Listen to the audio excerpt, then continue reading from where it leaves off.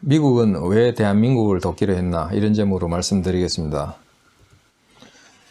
6.25 전쟁이 일어났을 때 이승만 대통령은 가만히 있지 않았습니다. 바로 도쿄에 있는 유엔군 총사령관 메가드 장군에게 전화를 했습니다. 새벽 3시에 전화했습니다. 6월 26일 새벽 3시에 왜 미국이 우리 대한민국에게 군사 원조를 제대로 안 해서 이런 전쟁이 일어나게 됐느냐. 결국은 억지력이 없었기 때문에 북한군이 겁없이 이렇게 전쟁을 일으켰다는 것이죠.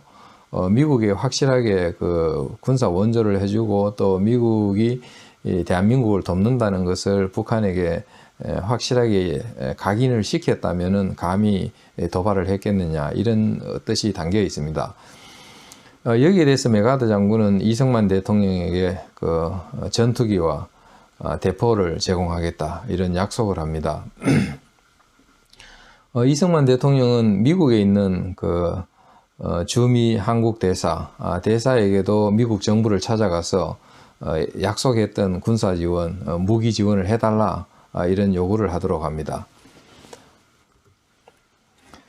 그러면은 미국이 우리 이승만 대통령을 비롯해서 대한민국 정부가 요구한다고 해서 무조건 지원했느냐 그건 아닙니다. 미국은 나름대로 지원한 대한민국을 지원해야 되겠다고 생각한 이유가 있습니다.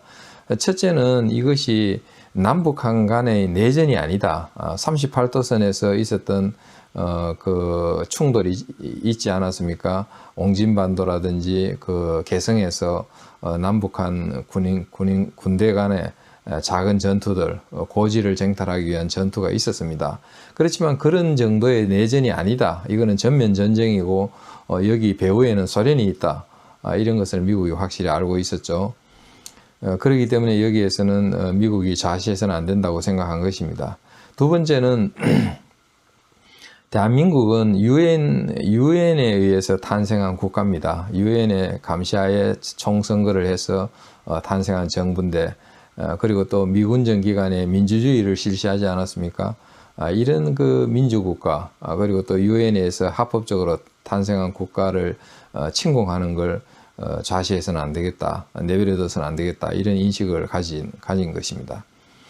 그 다음에는 또 미국이 태평양 방위를 하는 데 있어서 굉장히 중요한 나라가 일본입니다. 왜냐하면 태평양을 환태평양 지구에 있기 때문에 일본을 방위하는 것이 태평양을 방위하는 것이고, 태평양 방위가 바로 또 미국 안보에 직결되기 때문에 일본의 안보에 중요한 대한민국을 지켜야 되겠다 이렇게 생각한 것이고, 또 미국이 주도해서 만든 게 유엔 아닙니까? 그래서 유엔의 세계 평화유지 기능 이것을 입증해야 되겠다. 이거 전 세계 나라의 유엔이야말로 진정하게 인류의 평화를 유지할 수 있는 기구다. 이걸 여기서 확실히 증명을 해야죠. 그리고 또 소련이 지금 소련 원래 러시아를 공산화하고 이어서 중국을 공산화한 거 아닙니까? 여기에다가 또 한국까지 공산화한다. 이것은 안 된다. 아태지역으로 공산화 확산을 막아야 되겠다. 이런 것이 주된 동기입니다. 그 다음에는 행운이지만은 대한민국 입장에서 보면은 행운이라고 할 수 있는데, 트루만 대통령과 메가드 연합군 총사령관이 굉장한 반공주의자입니다. 반공산주의자다 이렇게 볼 수가 있습니다. 그런 미국의 지도자들이 공산주의에 반대한다는 것이 또 대한민국에 유리하게 작용하게 됩니다. 트루만 대통령은 6월 27일 날 사태 수습을 위해서 미군의 적극적인 개입 결정을 내립니다. 그러면서 도쿄에 있는 연합군 최고사령관이자 미 극동육군 사령관 메가드 장군에게 해공군의 지원을 개시하라 이렇게 명령을 내립니다. 그러면서 트루먼 대통령은 메가드 사령관에게 한반도의 군사 작전을 할 수 있는 정권을 위임을 합니다. 어차피 미국 본토에서 한반도에 일어나는 걸 지휘할 수 없습니다. 그래서 극동 육군 사령관에게 위임을 한 것이죠.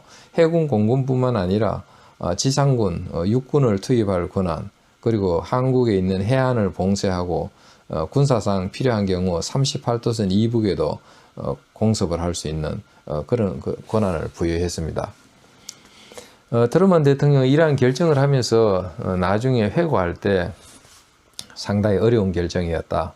그렇지만은 그 결정을 자랑스러워한다. 이런 그 회고를 했습니다.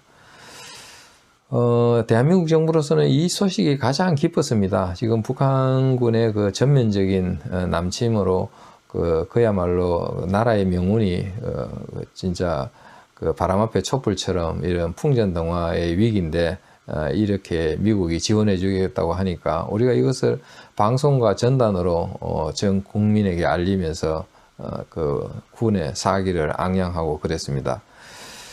그 이어서 6월 29일 날 메가더 사령관이 수원 비행장으로 와서 이승만 대통령을 또 만나고 또 방어선을 시찰해서 국군 사기를 격려하고 이런 것이 크게 우리 그 침략을 받았지만 대한민국이 다시 힘을 추스를 수 있는 어떤 그런 동기가 됐습니다.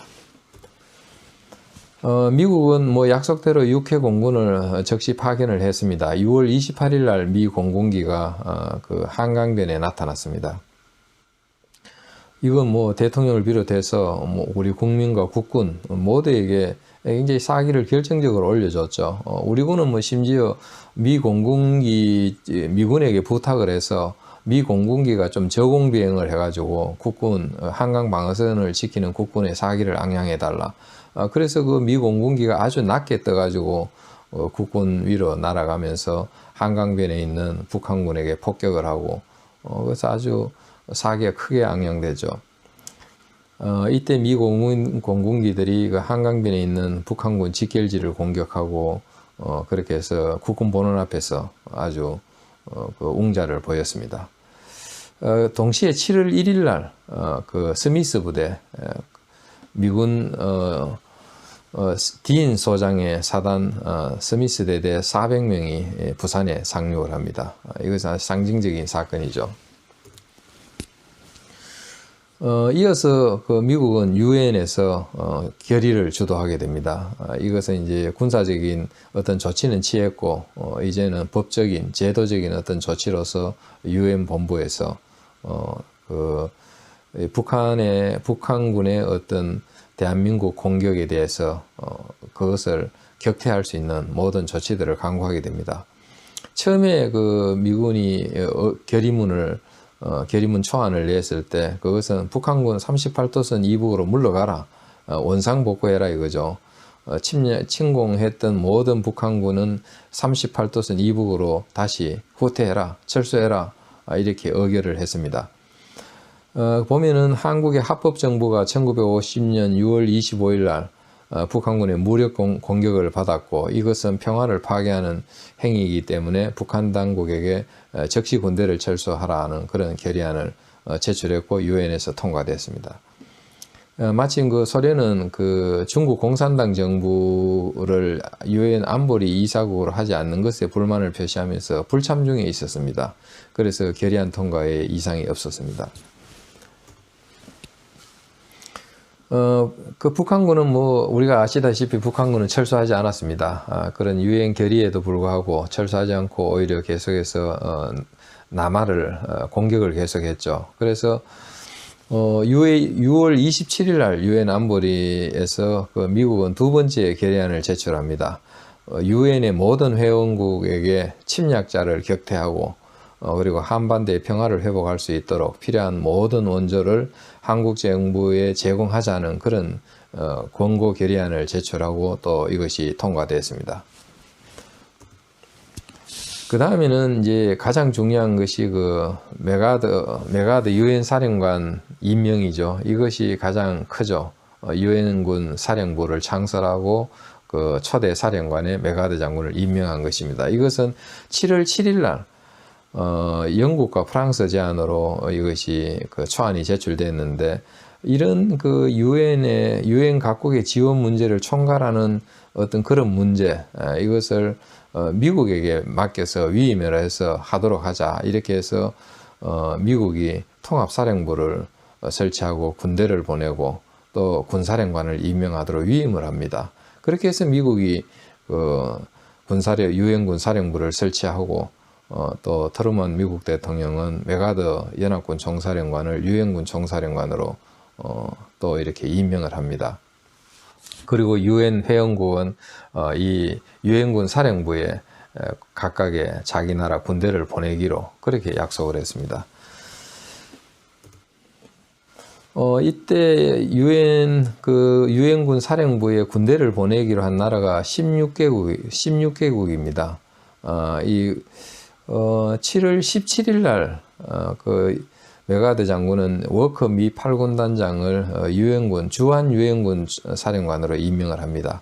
유엔군 총사령관은 메가드 장군이고 또 도쿄에 주재를 했고, 한국에서는 유엔군 사령관이 워커 장군이다, 이렇게 우리가 보면 되겠습니다.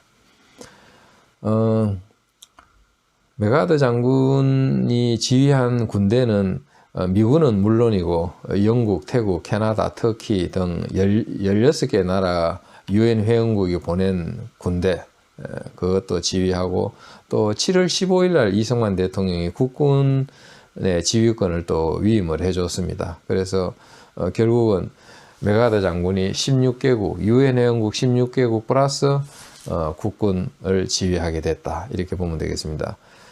미군은 약 30만 명이 전쟁에 투입됐습니다. 영국군은 14,000명, 태국, 캐나다 각 6,000명, 터키 5,000명, 호주 2,000여 명, 이런 식으로 해서 유엔 회원국들이 지원이 있었습니다. 예, 이상으로 강의를 마치겠습니다. 감사합니다.